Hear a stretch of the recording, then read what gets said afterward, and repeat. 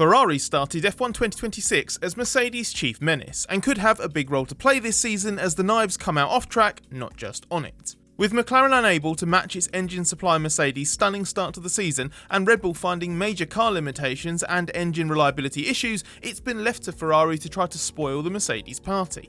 So far, it's been a big irritant at the start of the opening 2 races of the season, and is proving a frustrating opponent off track too.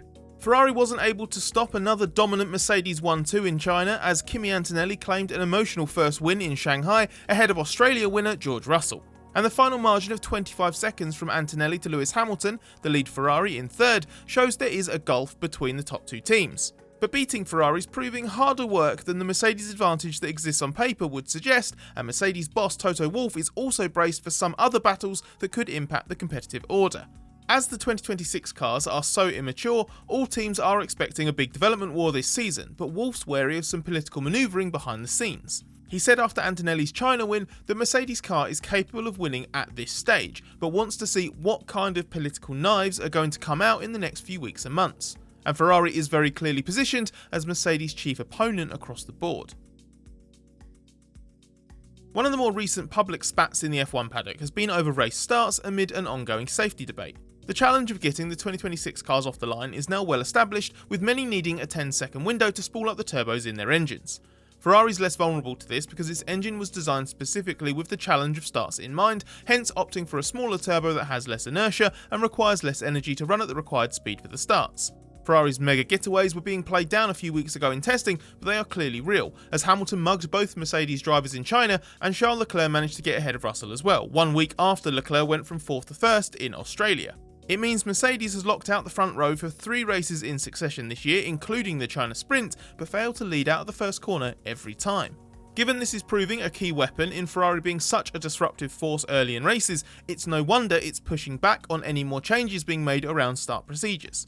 Early last year, as teams began work on their engines, Ferrari team boss Fred Vasseur had warned the FIA of potential start line risks with the new rules. But he was told that teams would have to design components to suit the rules, rather than expecting the FIA to bend them to suit the teams. Ferrari made its choice, while other teams, not wanting the overall power compromises that come from a smaller turbo, elected to stick to bigger designs that are harder to get off the line. Vasseur reluctantly accepted the new 5-second pre-start element for 2026 to help mitigate the worst of the variance seen amongst team starts in testing. But there's an energy recharge limit even for formation laps and behind the safety car, which non-Ferrari cars also seem to be having more trouble with, presumably because of differences in how the engines operate and recharge in certain situations. This has triggered fresh debate between teams and the FIA about potential changes, and Vasseur's adamant that anything else to make life better for rivals shouldn't be accepted. Perhaps the most significant political tussle to come though is going to be over revisions to the rules relating to energy management. The picture from the first 2 races has convinced F1 stakeholders that there is no need for any emergency knee-jerk revisions before the Japanese Grand Prix at the end of March. But that debate is coming, and we'll cover how to improve the battery recharging and deployment demands to make it a less compromised spectacle across qualifying and the race.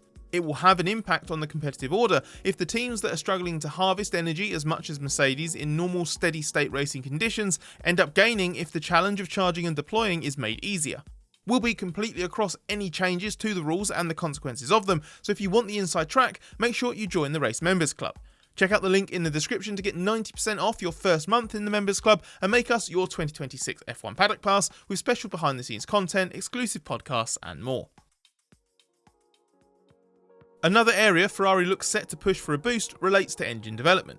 If the bulk of the Ferrari deficit is indeed on the engine side, then what will help most is, of course, an upgrade there. That's complicated by the engine specifications being frozen unless manufacturers are granted permission to change them by the FIA. F1's 2026 rules include something called Additional Design and Upgrade Opportunities, or ADUO, introduced for the new engine rules to be able to address big performance gaps between manufacturers.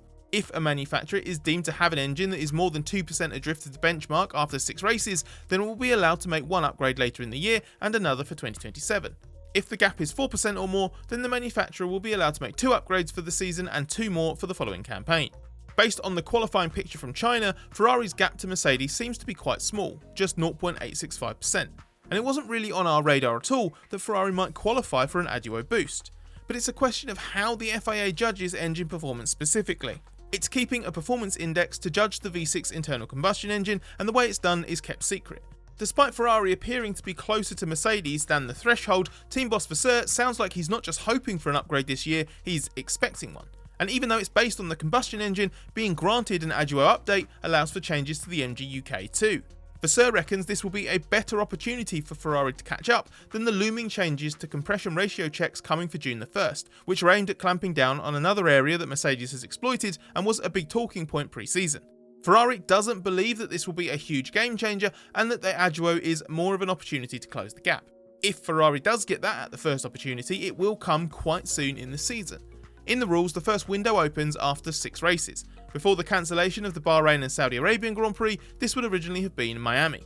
However, the new April gap in the calendar means the first 6 races will now not be completed until Monaco in June, whereas we understand the FIA will tweak the rules to keep things close to the original timeline.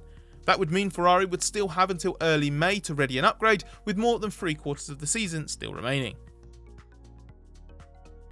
There's no denying the Ferrari package needs to hack the gap to Mercedes to be anything more than a nuisance, but it's playing that role extremely well at the moment, as Russell discovered in China.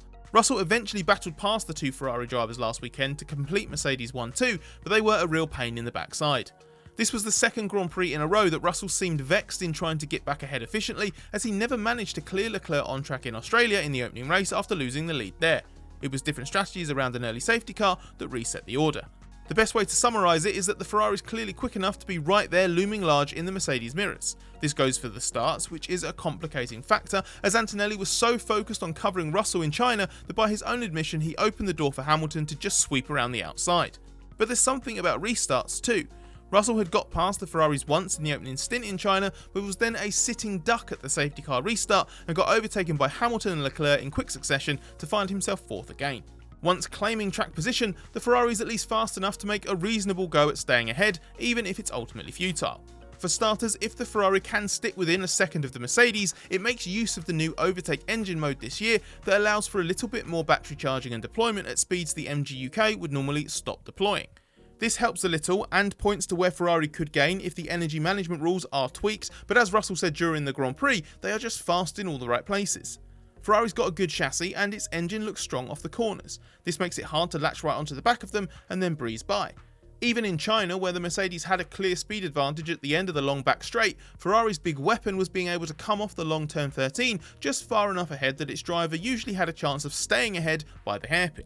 Hence Russell losing 5 seconds to Antonelli in their fight for the win by the time he'd worked his way by the Ferraris. The Mercedes drivers should probably expect to finish 1st or 2nd on a normal race day at the moment, but Ferrari can clearly influence which order they finish in. Obviously it would prefer to have a more direct hand in who wins races and ultimately the championship than just holding up one Mercedes or the other, but winning Grand Prix this year should happen. Right now it's almost inconceivable that at some point what makes the Ferraris so disruptive and the Mercedes so vulnerable will not combine in a way that facilitates a Leclerc or Hamilton victory. And if the cars and engines and rules surrounding them are going to change, then Ferrari's got the most room to improve and take advantage.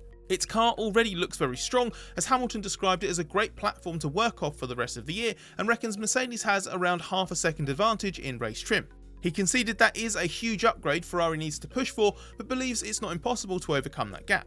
What's now obvious is that on track and off it, Ferrari's going to do everything in its power to keep menacing Mercedes at every opportunity.